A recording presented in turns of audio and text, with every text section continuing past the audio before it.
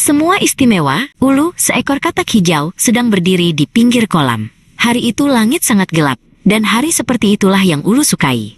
Tidak lama kemudian, air mulai menetes perlahan-lahan dari angkasa. Hujan telah tiba. Ulu berteriak dengan girang. Ulu pun mulai bersenandung sambil melompat-lompat mengitari kolam. Ia melihat semut yang kecil sedang berteduh di balik bunga matahari. "Wahai semut, hujan telah tiba, jangan bersembunyi," seru Ulu kepada semut yang sedang berusaha keras menghindari tetesan air hujan. Semut menghela napas dan menatap Ulu dalam-dalam. "Ulu, aku tidak suka dengan hujan. Kamu lihat betapa mungilnya tubuhku? Air hujan akan menyeret dan menenggelamkanku ke kolam. Aku tidak bisa berenang sepertimu, makanya aku berteduh," sahut semut. "Makanya semut, kau harus berlatih berenang.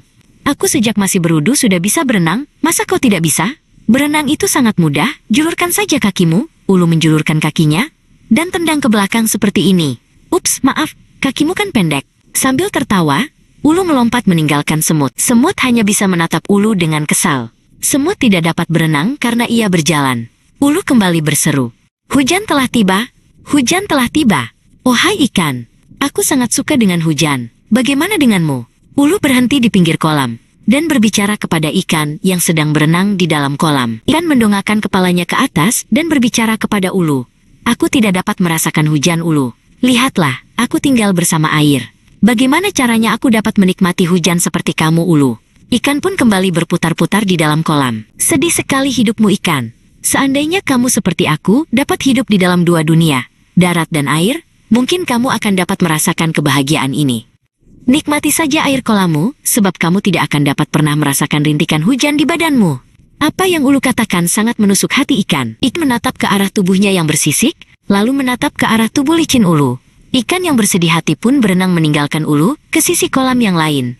Ulu pun kembali melompat-lompat di sekitar kolam dan kembali bersenandung. Saat Ulu tiba di bawah pohon, ia melihat burung sedang bertengger di dahan pohon dan membersihkan bulunya. Ulu mengira burung juga sama seperti semut dan ikan yang tidak dapat menikmati hujan. "Hai burung, kenapa kau tidak mau keluar dan menikmati hujan? Apakah kamu takut bulumu basah? Atau apakah kamu takut tenggelam ke dalam kolam seperti semut? Ataukah memang kamu tidak bisa menikmati indahnya hujan seperti ikan?" Setelah berkata demikian, Ulu tertawa kencang-kencang. Burung menatap ke arah Ulu yang masih tertawa. "Hai Ulu, apakah kau bisa naik kemari?" Ulu kebingungan. "Apa maksudmu, burung? Apakah kau bisa memanjat naik kemari, Ulu? Apa yang kau maksud, burung?" "Tentu saja aku tidak bisa." Ulu cemberut dan menatap ke arah dua kakinya. Ulu menyesal punya kaki yang pendek sehingga tidak bisa terbang. "Ulu, tidakkah kamu tahu bahwa Sang Pencipta membuat kita dengan keunikan yang berbeda-beda? Aku tidak bisa berenang sepertimu dan ikan, tetapi aku bisa terbang mengitari angkasa." Burung kembali berkata dengan bijak, "Itulah yang kumaksud, Ulu. Kita masing-masing memiliki kelebihan sendiri. Semut tidak bisa berenang sepertimu, tetapi ia bisa menyusup ke tempat-tempat kecil yang tidak dapat kau lewati. Ikan tidak dapat melompat-lompat sepertimu, tetapi ia bernapas di bawah air. Kamu tidak seharusnya menghina mereka." Ulu mulai menyadari bahwa tindakannya salah. Diam-diam Ulu berpikir bahwa tindakannya itu tidak benar. Ia seharusnya tidak menyombongkan kelebihan dan menghina teman-temannya. "Maafkan aku, burung," ucap Ulu seraya menatap sendu ke arah semut dan ikan yang sejak tadi memperhatikan pembicaraan mereka. "Maafkan aku, semut ikan, selama ini aku telah menyinggung perasaanmu." Sejak saat itu, Ulu mulai menghargai teman-temannya, dan mereka pun menyukainya kembali.